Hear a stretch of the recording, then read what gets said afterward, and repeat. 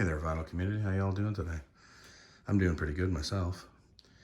I thought I'd do this video as a follow-up video. Not a follow-up, sorry, it's my second video.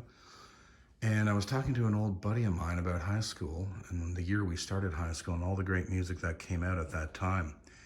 Thought that would be a great idea for a video. So I wanted to focus on the records that came out that year. So it would start in my grade 8 year, obviously, January through October of 1981. And I don't think I have, I don't have the records from November, December, whatever was released at the time. I'm just going to focus on the records that were released in 81 and what I was listening to and what my brother and I actually had in our collection. Not that there'll be some notable mentions of others at the end where, you know, maybe we got into them later, or we hadn't purchased the record yet. So let's start with January 23rd, 1981. My brother probably brought this one. No, he did. Not probably. He was getting into, he's 5 years older than me, so he was expanding the collection and his, what we were listening to. I was still, 13 and 14 and pretty much a prog rock, heavy rock kid at that time. So this was Gen X's Kiss Me Deadly. The band used to be called Generation X, and I guess two of them had split at this point, and they just went with Gen X, and this would have been the first time I ever heard Dancing with Myself.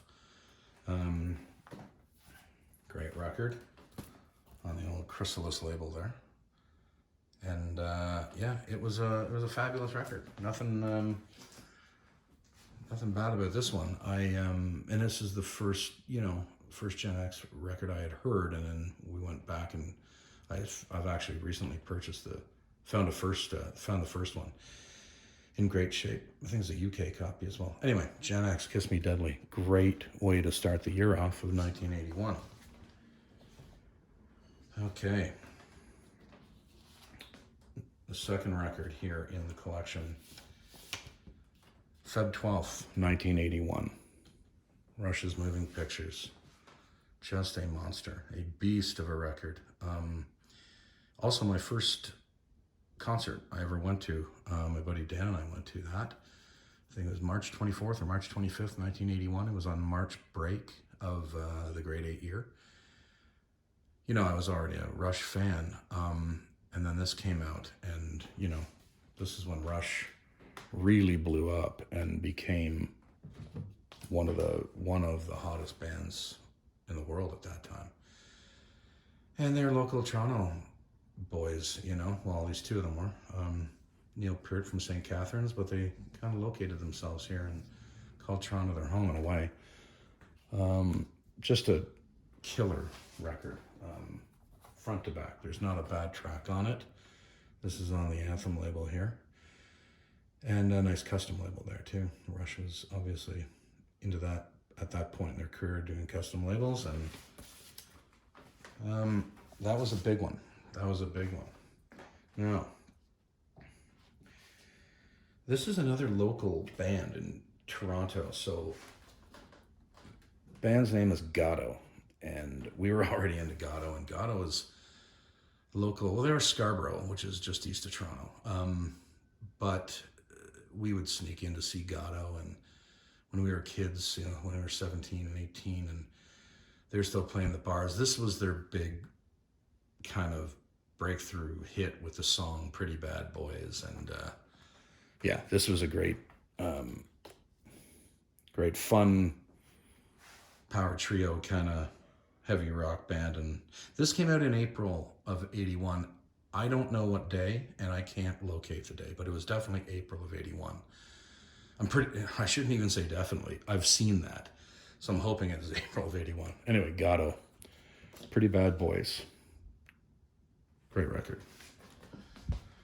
I should show, this is on the Canadian label Attic. Okay. Same month, later in the month, another big one dropped. or was released. Let's say released, because that's what we knew it as then. Dropping is a new term for it, but Van Halen's Fair Warning. Fabulous record. I think this is my favorite Van Halen record, without a doubt. This was, it was heavy. It was dirty. It was not, there was no hits off of this, but it was a blazing, Mean Streets, Unchained, Sunday Afternoon in the Park, Sinner's Swing. This is a great record, front to back. Yeah, I think it is my favorite record, and turning 40 pretty soon. It's April, 16th today or 15th? I don't even know. One of those 2 days. And yeah, what a fantastic Warner Brothers. The insert's a little bit beaten up, so I'm not going to try to take it out. I got to mend it somehow. All right, moving on to the fifth record that came out on May 5th, 1981. Tom Petty and the Heartbreakers, Hard Promises. Another one. You know what? It's really hard for me to say what is my favorite Tom Petty record. This might be it. If, I don't know. It's fantastic. It's just one of those great records. At the time, The Waiting, the Criminal Kindness, all listed there. I don't need to read them off to you. But the band, this is their fourth record, I guess. And there it is, Backstreet label there. Fourth record. The songwriting was getting, it was always great, but it just was getting more and more mature. But just a dynamite record and a great cover. I've always loved that shot of Tom in a record store. Is there a better cover for the vinyl community than that? Fabulous. All right, moving on. Yes. This came out in June 6th. My brother would have brought this one home again. Psychedelic Furs, the second record, Talk, Talk, Talk. And this is probably the first time I had heard Psychedelic Furs. I've become a huge fan of the Psychedelic Furs. I always have been. I've seen them. I didn't get to see them at the time, but I did see them. Actually, in recent years, I may have seen them 4 times now. They keep coming around, and I hope they still do post-COVID world. I really do. I love this band, and they're still fun live. Let's see if there's I don't think, there's no insert in that, unfortunately. Here, it's on the old Columbia label there. That was a great one. That was a good one. And still in rotation on the turntable. All right, August 15th, 1981. Pretenders 2nd, Pretenders 2. And this would be the last one with the original lineup. Ferndon was fired, I guess, a year after this or so. And James Honeyman Scott passed away, unfortunately, around the same time. But this is a great Pretenders record. And everything I'm showing, the thing about it, like, a great back cover too. Live overhead shot. Love that shot. Love Martin Chambers, that shot of Martin Chambers. I just felt like as a kid, when I saw that, I just loved the pictures of drums. And we didn't have YouTube. We didn't have any way of looking up these bands and watching them unless you could go see them live. So we weren't getting shots like that. It wasn't easily accessible. So what a great shot that is. I think there's a great inner sleeve in this too. There is. A great shot of the band there in the car. It's on the backside. Yeah. Fantastic record. Fantastic band.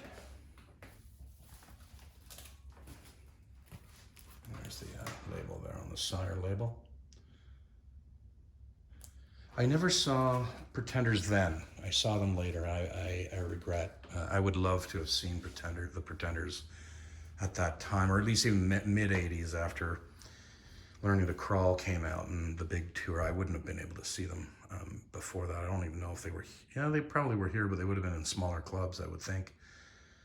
But yeah, I saw them later in life, but every time I've seen them, they've just been outstanding. I saw them open up for The Who, actually, in Toronto about, oh man, that was a long time ago. 09, maybe 08. I can't remember exactly, but they were, I mean, the Pretenders as an opening act. Are you kidding me? Anyway, all right. What number are we at? I don't even know. I've lost track of numbering, so who cares about that? But now, what do you say? August 24th, 1981, just before high school began for us, the Rolling Stones put out Tattoo You. There's not a lot else that anyone can say about this record. I rank it as one of their masterpieces. I don't know if, I'd love to hear from you guys, if, and girls, gals, women, sorry, if any of you would rank this amongst their all-time best. I really do. I think, and you know, the whole album was made up of songs they had not finished. It was all from sessions from Emotional Rescue, Some Girls, Black and Blue, Goat's Head Soup. And you can hear that. And you can hear that it's, you know, when you listen to it now, you listen to it in a different way. And you realize this, yeah, this is dated from 81. It doesn't feel like they were, it's not that it wasn't progressing. It was like a return to what they did best, which was blues-based rock and roll. And it's just an outstanding piece of work. There's not one weak song, not one song that you could say, well, that's a filler. There's no filler. In fact, that word usually bothers me. I really don't think bands put filler on. I think that's a term we've come up with, or critics have come up with. The classic Inner Sleeve. And when you have like the likes of, they hire the likes of Sonny Rollins to come on and play the sax in Slave and Waiting on a Friend. I mean, give me a break. I mean, you're just at the top of your game. Of course, it's on the iconic label. Phenomenal. I mean, starting grade 9 with these records, unreal. And everyone was talking about them. That's all we did. All you did was talk about everything you were listening to. Where are we now? September 12th. Another one my brother would have brought home. Simple Minds, Sons and Fascination. Now, we didn't get the follow-up or the subsequent record. They released 2 at the same time. Sister Feelings Call was like, and in many cases it was released as a double record. Sons and Fascination / Sister Feelings Call. There was 2 records, but I think in Canada they were released as 2 separate records at the same time. But my brother just picked up the first one, and great record, and it's the first time I'd really been introduced to Simple Minds. There was a great radio. There still is a great radio station, but at the time they were ahead of their game. CFNY, The Edge, 102.1 in Toronto, and that's when I probably heard Simple Minds first, because they weren't playing classic rock. They were playing what was happening. They were like a college radio station with a bigger set of antennas, and they were playing this kind of material, and that would have been when I first heard it. But this is definitely the first record that was ever in our collection by Simple Minds. Turning 40, unbelievable. That's the other shocking bit about it. Oh, hang on a second.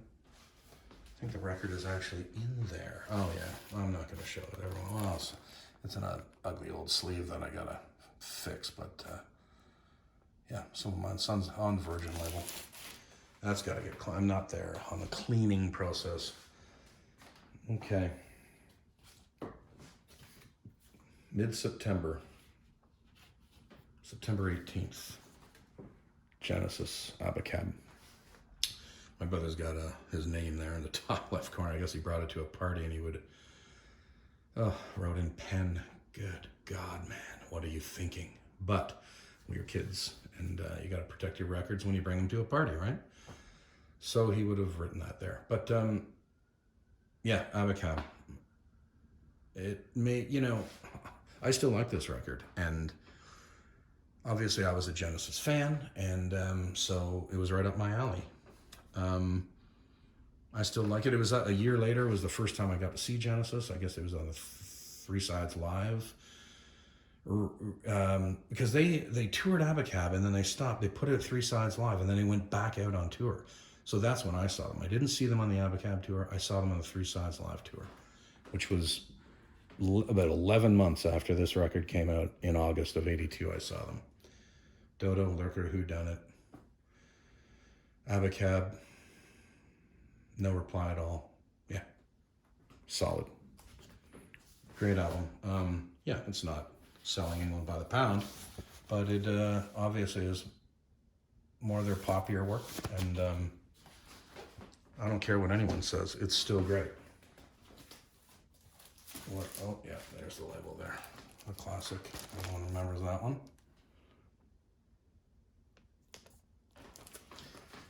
Okay, there's a couple left here. There's two, I guess. Oh, no, three, sorry.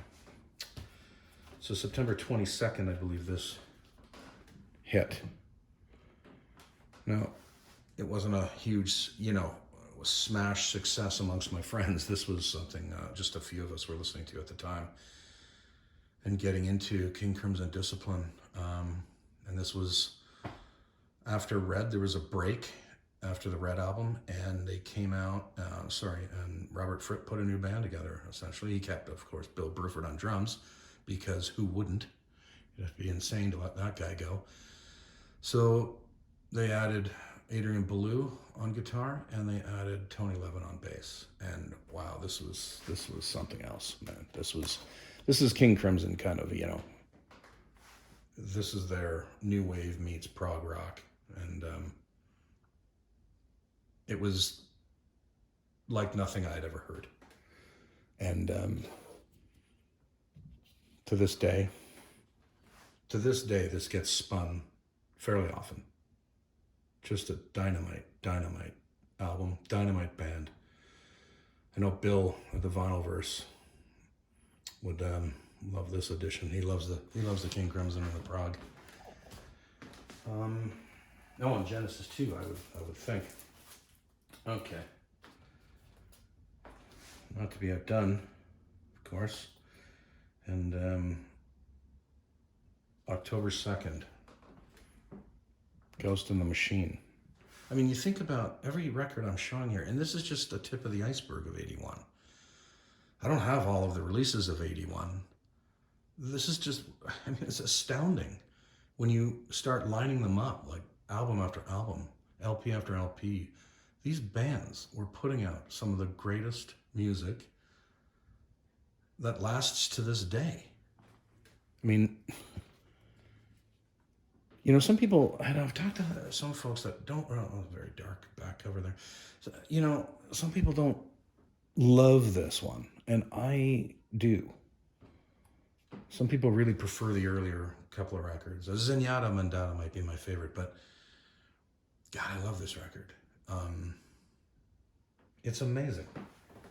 It's and it had such a huge Spirits in the Material World. Well, every little thing she does is magic was obviously the big hit, and it really was just destroyed with Overplay, but it never is really destroyed for me.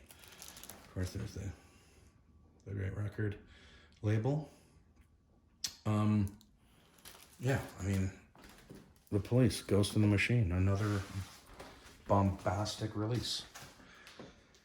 And then the last one I'm going to show was Rush put out in October. I guess it was, when was this? October 29th. That's their second live record, Exit Stage Left. And, you know, at that age, and being a crazy Rush fan, this was a must-have.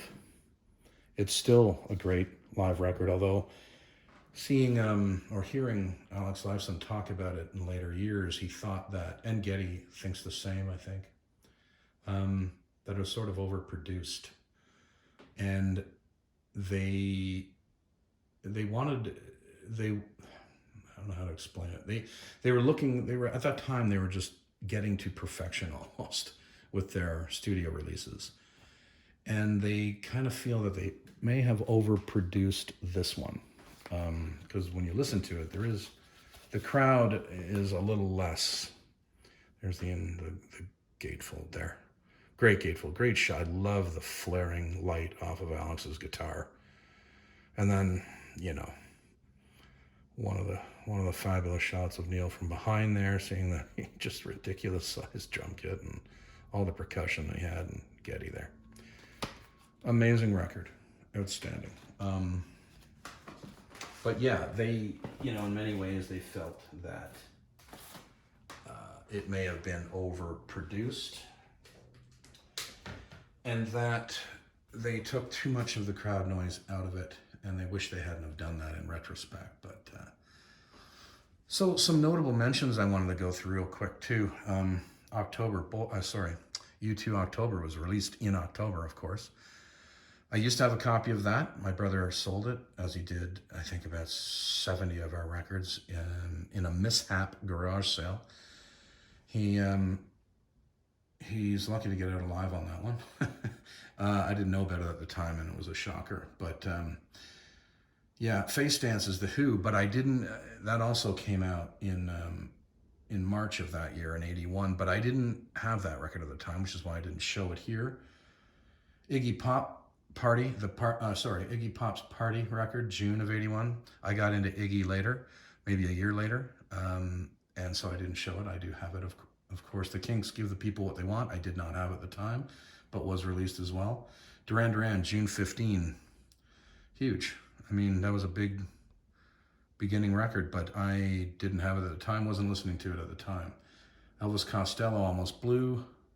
Alice Cooper, Special Forces. Oh, that was a great record. And I don't have a copy of that yet. I do need to get that on vinyl. Black Sabbath, Mob Rules. The last one with Ronnie James Dio was released in November of that year. That was a fantastic record, and I don't have a copy on vinyl, unfortunately. Stevie Nicks, Belladonna. Oh my man.